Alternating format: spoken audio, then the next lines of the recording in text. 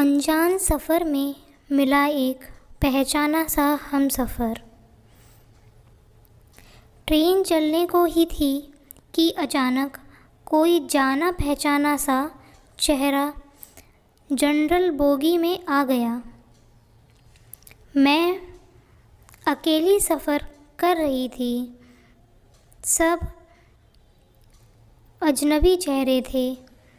Sleeper का ticket नहीं मिला तो जनरल डिब्बे में ही ले बैठी, मगर यहाँ ऐसे हालात में उस शख्स से मिलना ज़िंदगी के लिए एक संजीवनी के समान था। ज़िंदगी भी कमबख्त कभी कभी अजीब से मोड़ लेती है। ऐसे हालातों से सामना करवा देती है जिसकी कल्पना तो क्या कभी ख्याल भी नहीं कर पाते। वो क्या और वो आया और मेरे पास ही खाली जगह पर बैठ गया। न मेरी तरफ देखा, न पहचानने की कोशिश की। कुछ इंच की दूरी बनाकर चुपचाप पास में आकर बैठ गया। बाहर सावन की रिमझिम थी, इस कारण वो कुछ भीग गया था। मैंने कनखियों से नज़र बचाकर उसे देखा। उम्र के इस मोड़ पर भी कमबख्त वैसा का वैसा ही था। हाँ, कुछ भारी हो गया था, मगर इतना ज़्यादा भी नहीं। फिर उसने अपनी जेब से चश्मा निकाला और मोबाइल में लग गया। चश्मा देखकर मुझे कुछ आश्चर्य सा हुआ। उम्र का बस एक यही निशान उस पर नज़र आया था कि आँखों पर चश्मा चढ़ गया था। चेहरे पर और सर पे मैंने सफ़ेद बाल खोजने की कोशिश की, मगर मुझे एक ना दिखा। मैंने जल्दी से सर पर साड़ी का पल्लू डाला। बालों को डाई किए काफ़ी दिन हो गए थे मुझे। ज़्यादा तो नहीं थे सफ़ेद बाल मेरे, पर इतने ज़रूर थे कि गौर से देखो तो एक आध नज़र आ जाएं। मैं उठकर बाथरूम चली गई। हैंडबैग से अपना फेस वॉश निकाला, चेहरे को ढंग से धोया, फिर शीशे से चेहरे को गौर से देखा। पसंद तो नहीं आया, मगर अजीब सा मुंह बना कर मैंने शीशा वापस बैग में डाला और वापस अपनी जगह पर आ गई। मगर वो साहब तो खिड़की की तरफ से मेरा बैग सरकाकर खुद खिड़की के पास बैठ गए थे। मुझे पूरी तरह देखा भी नहीं, बस बिना देखे ही कहा सॉरी। भाग कर चढ़ा तो पसीना आ गया था। थोड़ा सूख जाए फिर अपनी जगह वापस मैं बैठ जाऊंगा। फिर वह अपने मोबाइल में वापस से लग गया। मेरी इच्छा जानने की भी उसने कोशिश ना की। उसकी यही बात हमेशा से मुझे बुरी लगती थी। फिर भी न जाने उसमें ऐसा क्या था कि आज तक मैंने उसे नहीं भुला पाया था। एक वो था कि इन 10 साल में ही मुझे भूल गया था। मैंने सोचा शायद अभी तक उसने मुझ पर गौर नहीं किया है, पहचान लेगा थोड़ी देर में। हाँ, थोड़ी मोटी हो गई हूँ, शायद इसलिए नहीं पहचान पा रहा है। मैं उदास हो गई। जिस शख्स को जीवन में कभी भुला ही नहीं पाई मैं, उसको मेरा चेहरा तक याद नहीं रहा। मैं ये सब सोच रही थी। फिर कभी मोबाइल में देखती तो कभी उसकी तरफ। सोशल मीडिया पर उसके अकाउंट को खोलकर मैंने देखा और तस्वीर मिलाई। वही था ये, पक्का वही, कोई शक ही नहीं था। वैसे भी हम महिलाएं पहचानने में कभी भी धोखा नहीं खा सकती। 20 साल बाद भी सिर्फ आँखों से पहचान लें। फिर और कुछ वक्त गुज़रा, माहौल वैसा का वैसा ही था। मैं बस पहलू बदल रही थी। फिर अचानक टीटी आ गया। सबसे टिकट पूछ रहा था। मैंने अपना टिकट दिखा दिया। उससे पूछा जब टीटी ने कि तुम्हारा टिकट कहाँ है, तो उसने कहा कि नहीं है।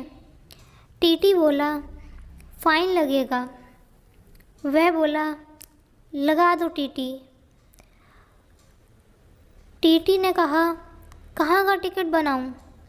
उसने जल्दी से कोई जवाब ना दिया। मेरी तरफ देखा और ये बात मैं समझी नहीं। उसने मेरे हाथ में थमी टिकट को गौर से देखा। फिर टीटी से बोला कानपुर की। टीटी ने कानपुर की टिकट बनाकर उसे दे दी और पैसे लेकर चला गया। वह फिर से मोबाइल में तल्लीन हो गया। आखिर मुझसे रहा नहीं गया। मैंने पूछा ही कि कानपुर में कहाँ रहते हो? वह मोबाइल में नज़रें गड़ाए हुए ही बोला कहीं नहीं। उसने एक बार भी मेरी तरफ नहीं देखा और बोलते ही चुप हो गया। तो मैं फिर बोली किसी काम से जा रहे हो? वह बोला हाँ। अब मैं चुप हो गई। वह अजनबी की तरह बात कर रहा था और अजनबी से कैसे पूछ लूँ कि किस काम से जा रहे हो। कुछ देर चुप रहने के बाद फिर मैंने पूछ ही लिया वहाँ शायद आप नौकरी करते हो? उसने कहा नहीं। मैंने फिर हिम्मत करके पूछा तो किसी से मिलने जा रहे हो? वही संक्षिप्त उत्तर फिर से नहीं। आखिर जवाब सुनकर मेरी हिम्मत नहीं हुई कि और कुछ मैं उससे पूछूं। अजीब आदमी था, बिना काम सफ़र कर रहा था। मैं मुंह फेर कर अपने मोबाइल में लग गई। कुछ देर बाद खुद ही बोला, ये भी पूछ लो क्यों जा रहा हूँ कानपुर। मेरे मुंह से जल्दी से निकला, बताओ क्यों जा रहे हो। फिर अपने ही उतावलेपन पर मुझे शर्म सी आई। उसने थोड़ा सा मुस्कुराकर कहा, एक पुरानी दोस्त मिल गई, आज अकेले सफ़र कर रही थी। फौजी आदमी हूँ, सुरक्षा करना मेरा कर्तव्य है, अकेले कैसे जाने देता, इसलिए उसे कानपुर तक छोड़ने जा रहा हूँ। इतना सुनकर मेरा दिल ज़ोर से धड़का। नॉर्मल नहीं रह सकी मैं, मगर मन के भावों को दबाने का असफल प्रयत्न करते हुए मैंने हिम्मत करके पूछ लिया, कहाँ है वह दोस्त। कमबख्त फिर मुस्कुराता हुआ बोला, यहीं मेरे पास बैठी है ना।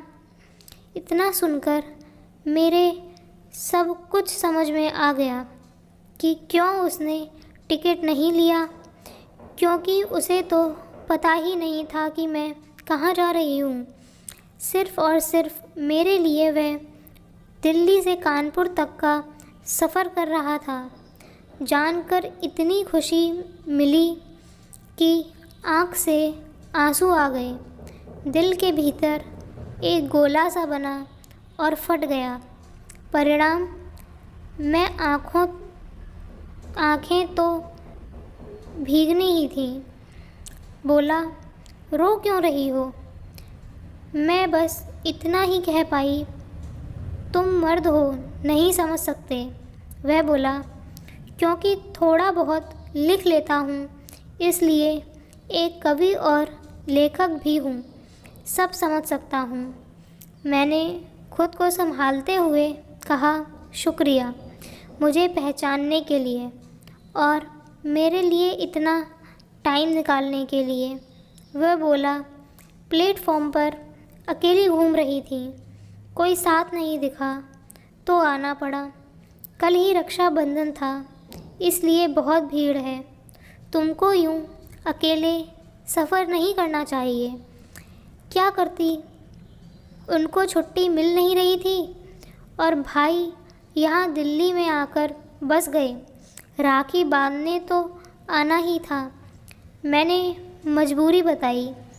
ऐसे भाइयों को राखी बांधने आई हो जिनको ये भी फ़िक्र नहीं कि बहन इतना लंबा सफ़र अकेले कैसे करेगी।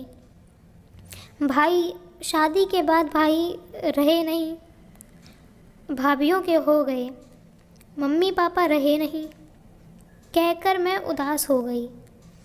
वह फिर बोला, तो पति को तो समझना चाहिए था ना, उनकी बहुत बिज़ी लाइफ है, मैं ज़्यादा डिस्टर्ब नहीं करती और आजकल इतना ख़तरा नहीं रहा, कर लेती हूँ मैं अकेले सफ़र। बात को टालते हुए मैंने कहा, तुम अपनी सुनाओ, कैसे हो। अच्छा हूँ, कट रही है ज़िंदगी। मेरी याद आती थी क्या, मैंने हिम्मत करके पूछा। वो चुप हो गया, कुछ नहीं बोला। तो मैं फिर बोली, सॉरी, यूँ ही पूछ लिया, अब तो परिपक्व हो गए हैं हम, कर सकते हैं ऐसी बात। उसने शर्ट की बाजू की बटन खोलकर हाथ से पहना वो तांबे का कड़ा दिखाया जो मैंने ही उसे फ्रेंडशिप डे पर दिया था। बोला, याद तो नहीं आती, पर कमबख्त ये तेरी याद दिला ही देता है। कड़ा देखकर दिल को बहुत सुकून मिला। मैं बोली, कभी संपर्क क्यों नहीं किया। वह बोला, डिस्टर्ब नहीं करना चाहता था, तुम्हारी अपनी ज़िंदगी है और मेरी अपनी। मैंने डरते डरते पूछा, तुम्हें छू लूँ। वह बोला, पाप नहीं लगेगा। मैं बोली, नहीं, छूने से पाप नहीं लगता। और फिर मैं कानपुर तक उसका हाथ पकड़कर बैठी रही। बहुत सी बातें हुई, ज़िंदगी का एक ऐसा यादगार दिन था जिसे आखिरी सांस तक नहीं भुला पाऊंगी। वह मुझे सुरक्षित घर छोड़ कर गया, रुका नहीं, बाहर से ही चला गया। जम्मू थी उसकी ड्यूटी, चला गया। उसके बाद उससे कभी बात नहीं हुई, क्योंकि हम दोनों ने एक दूसरे के फ़ोन नंबर तक नहीं लिए। हमारे बीच एक पवित्र सा रिश्ता था और रिश्ते की गरिमा बनाए रखना भी ज़रूरी था। फिर ठीक 1 महीने बाद मैंने अखबार में पढ़ा कि वो देश के लिए शहीद हो गया। क्या गुज़री होगी मुझ पर, वर्णन नहीं कर सकती। उसके परिवार पर क्या गुज़री होगी पता नहीं। लोग लाश के डर से मैं उसके अंतिम दर्शन भी ना कर सकी। आज उससे मिले 1 साल हो गया है। आज भी रक्षाबंधन का दूसरा दिन है। आज भी सफ़र कर रही हूँ मैं। दिल्ली से कानपुर जा रही हूँ। जानबूझकर जनरल डिब्बे का टिकट लिया है मैंने। अकेली हूँ। ना जाने दिल क्यों आस पाले बैठा है कि आज फिर आएगा और पसीना सुखाने के लिए उसी खिड़की के पास बैठेगा। एक सफ़र वो था जिसमें कोई हमसफ़र था। एक सफ़र आज है जिसमें उसकी यादें हमसफ़र हैं। बाकी ज़िंदगी का सफ़र जारी है। देखते हैं कौन मिलता है, कौन साथ छोड़ता है।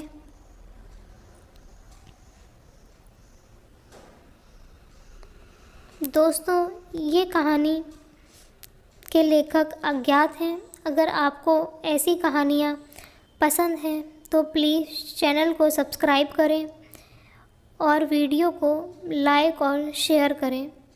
धन्यवाद।